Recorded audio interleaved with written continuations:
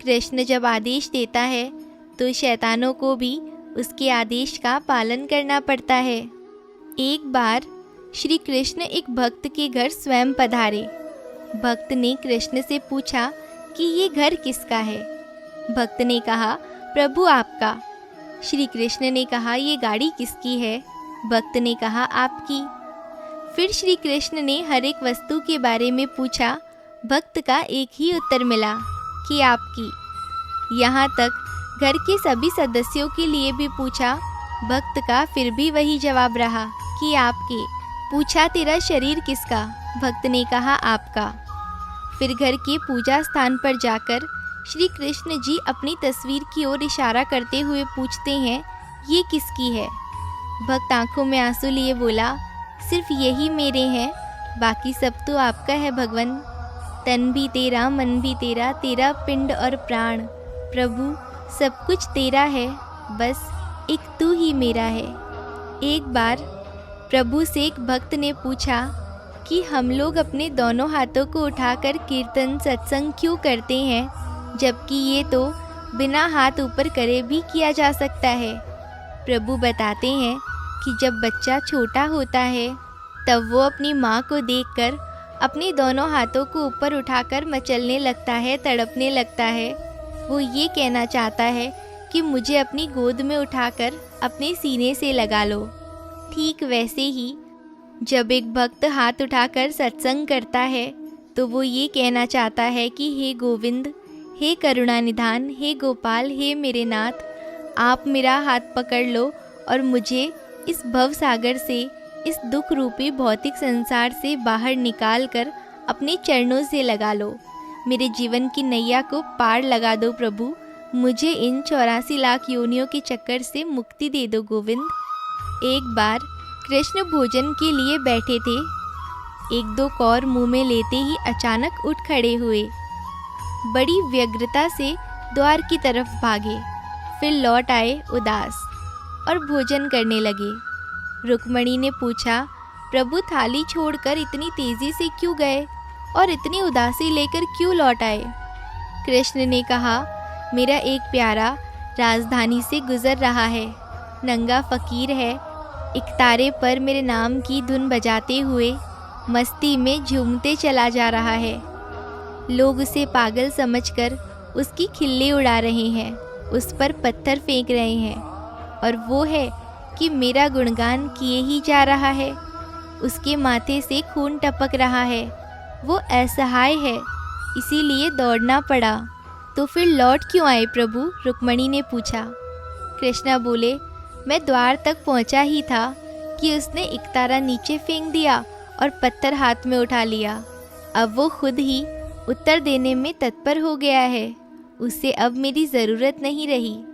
ज़रा रुक जाता, मेरे ऊपर पूर्ण विश्वास रखता तो मैं पहुंच गया होता। एक जगह पे आकर हम अपने भगवान पर विश्वास खो देते हैं। भगवान ज़रा सी परीक्षा लेते हैं और हम धैर्य नहीं रखते, इसीलिए अपनी भक्ति को दृढ़ बनाना चाहिए। जो रास्ता ईश्वर ने आपके लिए खोला है उसे कोई भी बंद नहीं कर सकता। अहंकार चाहे किसी भी चीज़ का हो, सर्वनाश करके ही छोड़ता है। संसार में सबसे श्रेष्ठ संबंध भगवान के साथ ही है, जिसमें कभी दुख नहीं मिलता। त्याग दो अपने बीते कल को, क्योंकि उसका प्रभाव आने वाले कल को दूषित कर जाएगा।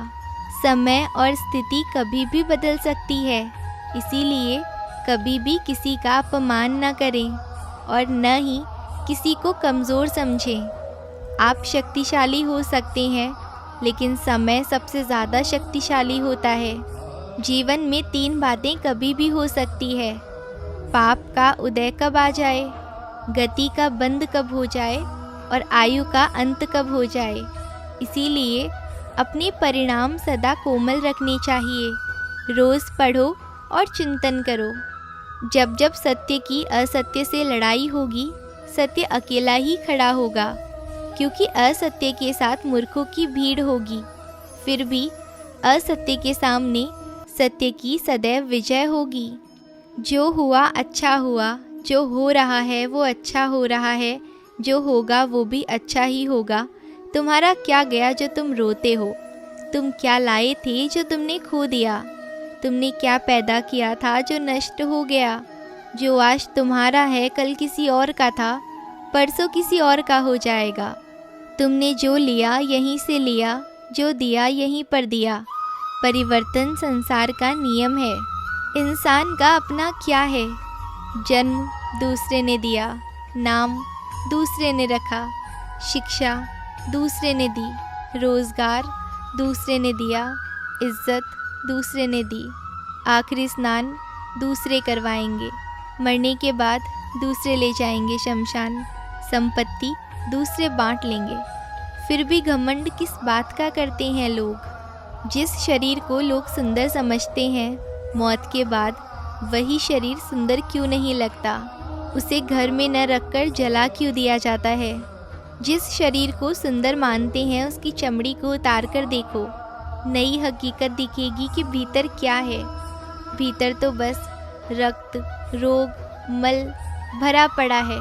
फिर यह सुंदर कैसे हुआ? शरीर में कोई सुंदरता नहीं है।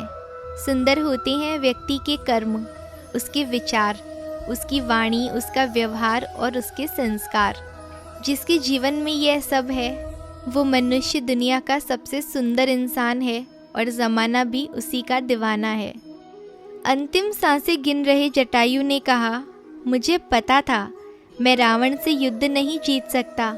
यदि मैं युद्ध नहीं करता तो आने वाली पीढ़ियां मुझे कायर कहती, क्योंकि नारी का अपहरण होता रहा और तुम चुपचाप छुप कर बैठे रहे।